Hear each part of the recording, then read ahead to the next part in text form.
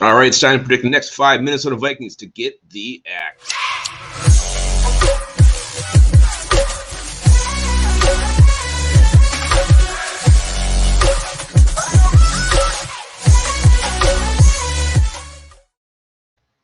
All right, the Minnesota Vikings just recently were defeated again in the preseason, losing 17-7 to the San Francisco 49ers. I am Lupagus. You're watching the Onebar and Lupagus show, and we are going to discuss the next 5 guys who will be cut. Before we hop in that, be sure to drop hashtag 7500 in the comments for your chance to win the Madden code we will be giving away once we do hit that mark. So Minnesota Vikings have to cut down the roster to 5 more.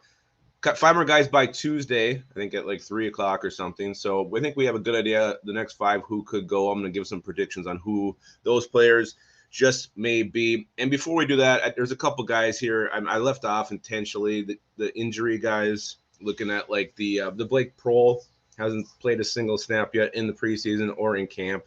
I don't know why they don't just send him to IR right now. Ryan Connolly, I think he probably just cut him with an injury settlement. So those are 2 guys who could be part of this, but I left them off.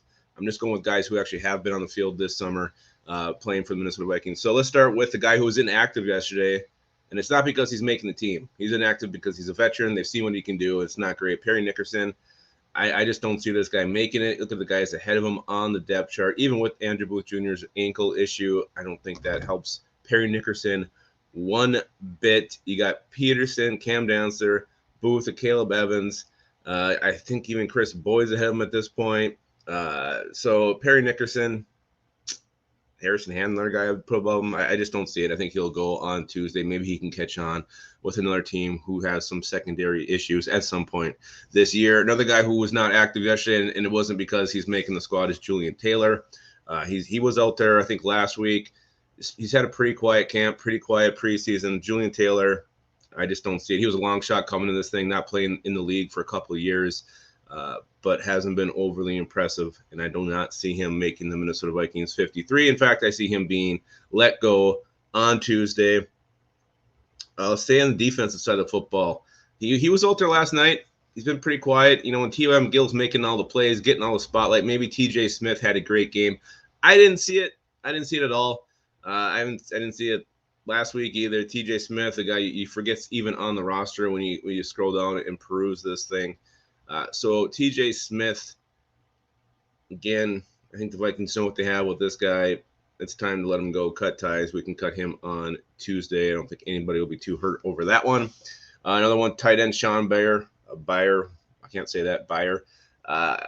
We haven't seen much of him at all. I mean, look at the tight ends yesterday. It was Nick Muse and Zach Davidson getting the majority of the work. I don't know if Sean Bayer. I think Ben Elson was in there early as well. Sean Bayer wasn't even a thought. I don't know if he was on that list of 27 players who didn't play, but Sean Bayer came in late. He's going to go early. I think he gets cut on Tuesday as well. Let's go to the final guy, an undrafted rookie in the secondary, safety Mike Brown. I don't know. He was on the field last night late when the Niners were pretty much having their way with the Vikings, when they could throw the ball in the middle. It was a completion every single time. Mike Brown was on that coverage, not making the plays. And again, you're an undrafted free agent rookie. You're always going to be a long shot, but you got to step up. You got to do something. You got to rise to the occasion. Mike Brown has yet to do that. Really, the only undrafted rookie getting any kind of noise is Luigi Villain. Had a decent game yesterday. So Mike Brown, maybe they keep him until the final cut day, but I don't see any reason to do that. Next week, you got Denver. You got other guys you can put back there in the secondary, Miles Doran, Josh Metellus. So Mike Brown, I think, will probably be seeing the door. So there's definitely a couple other guys you can put on the list. Let me know what you guys think in the comments. Who are some guys you think will be let go on Tuesday? These are my 5.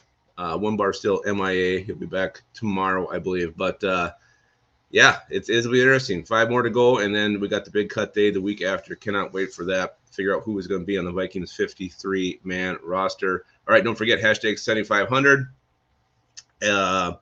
And I guess you could always remember to keep your skull in your hole.